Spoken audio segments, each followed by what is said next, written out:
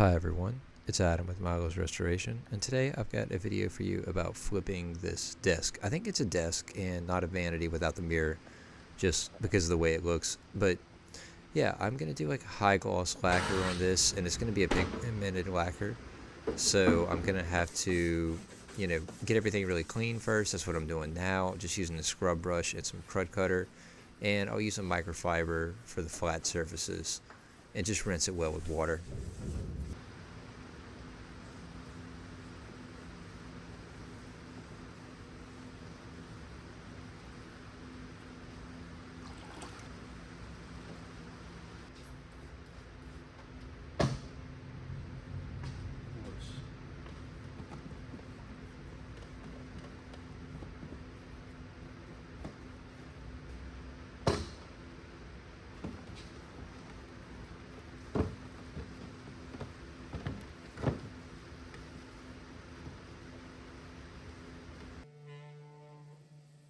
So the degree of sanding that you need to do is the degree of sanding which is required for the finish that you want to achieve.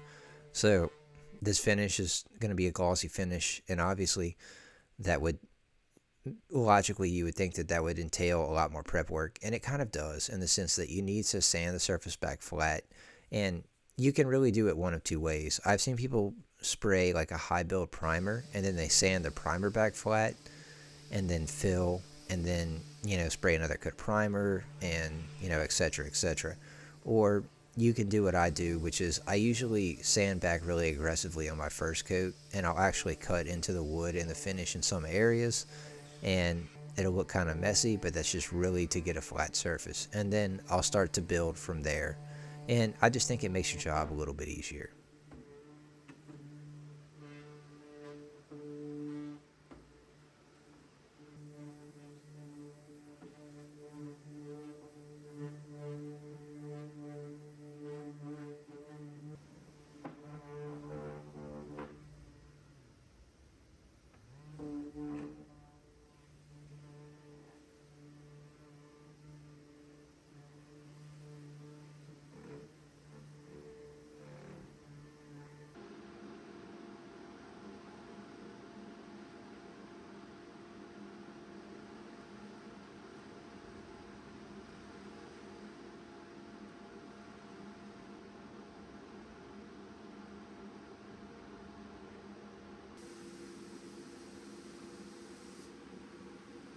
So this is Centurion's vinyl sealer, and I'm spraying it.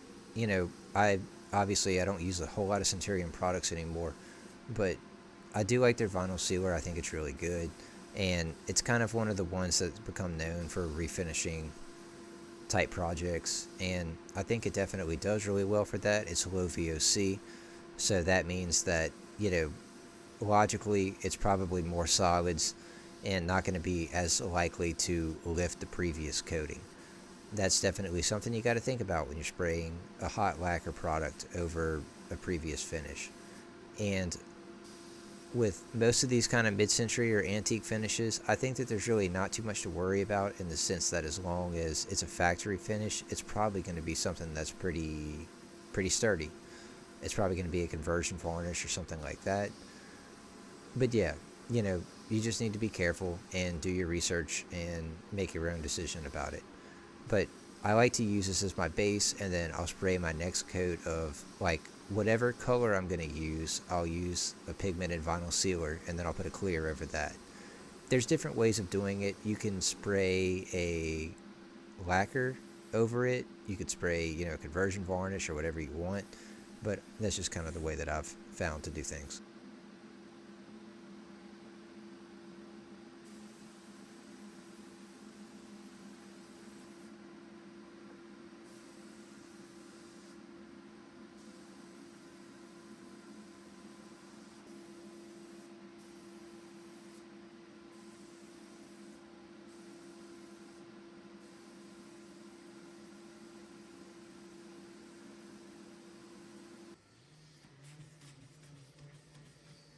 So I didn't have a lot of film from this, but I had a little bit of vinyl sealer in like a iron ore color.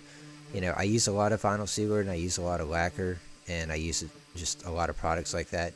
So I have all kinds of different things laying around, and a lot of the times I'll get a color tinted and then I'll take a look at it and I'll just be like, yeah, I really don't like this color very much. I don't think there's much I can do with this.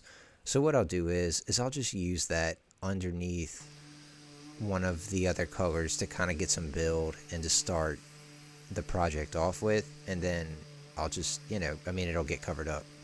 So the only thing about that really is that I try to keep dark colors under dark colors and white colors under white colors, just to avoid any kind of you know, massive color differences to where whenever, if something chips, you'll see it. But yeah, then this is my second or third coat of the Mohawk vinyl sealer, and I'm spraying it with my HVLP gun. I like using the HVLP turbine. They just get a lot less overspray, and when you're using lacquer, that's definitely a huge plus. And the color of this is supposed to be a color from a British standard fan deck from Fine Paints of Europe called Ruby, and we had a little bit of trouble mixing it, but I think it came out pretty good, but I'm not 100% sure that it's exactly the color that I wanted it to be. It's supposed to be like a ruby color. And also, I thinned my product by about 20%. So it lays out pretty good. And the goal with this vinyl sealer is that I don't really want to have to sand anymore at this point. At this point, I've already sanded really aggressively between 2 to 3 coats of, sealer. And I'm kind of done. I'm hoping to be done at this point. I'm spraying the floor with water, and I'm trying to keep everything dust free. I'm thinning my product enough to where it's laying out and not looking orange peely. And at this point, I just want to start kind of flying through the coats. And I'll put, maybe one more color coat, because you don't really want to build this finish up very thick.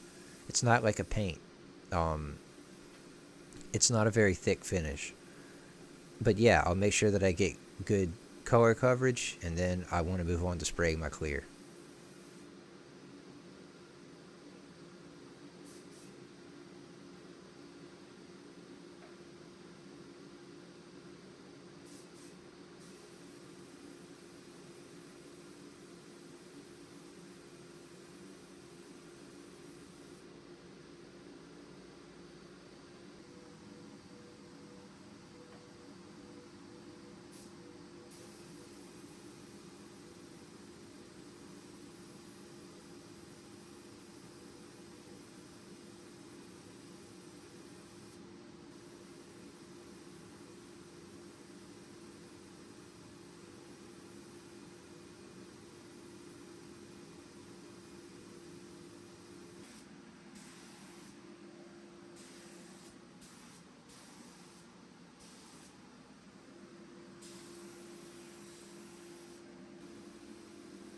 So this is my first coat of clear, and I've got basically a bunch of different types of just clear lacquer laying around that I'll use to top coat my products. And to this day, I have not found any adhesion issues between any products across the line. Generally speaking, the primers work okay underneath each other, and the lacquers work okay on top of each other, although that's not to say that won't happen. So just to keep in mind, it's better to go with a system. It's better to stick with one system and use it all the way throughout, but just sometimes it's not the way it works for me. And kind of what I've really just come to notice is that I really just don't like one product just across the board. It's usually just a hodgepodge of products in terms of some work better than others for certain things. But yeah, I'm using a number 3 on the turbine and spray gun. I sanded quickly in between coats, being very careful to not burn through to my color coat, and I sprayed again.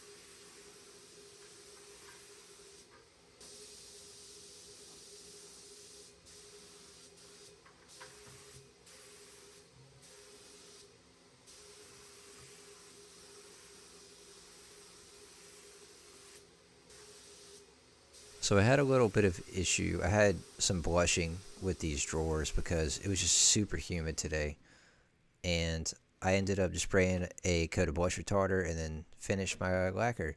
I try not to build the finish up too crazy thick. Like I said, it needs to be under 4 to 5 mils dry film thickness total. And yeah, so I mean, I try to keep it under that. But I got some new hardware from Lowe's. I was originally going to use the same hardware, but I decided not to.